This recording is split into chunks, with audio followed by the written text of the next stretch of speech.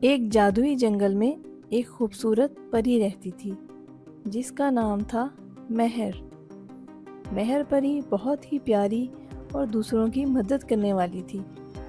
اس کے پاس شفاف پروں والا ایک چھوٹا سا جھولتا ہوا تاج تھا جو ہر وقت روشن رہتا تھا۔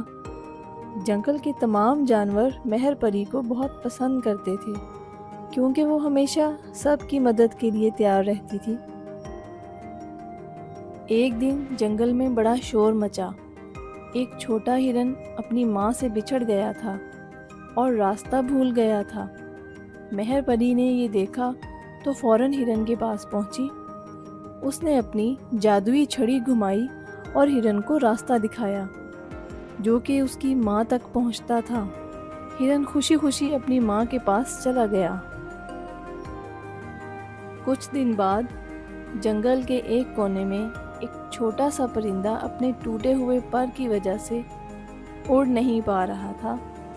مہر پری نے اس پرندے کو دیکھا اور اس کے پاس گئی۔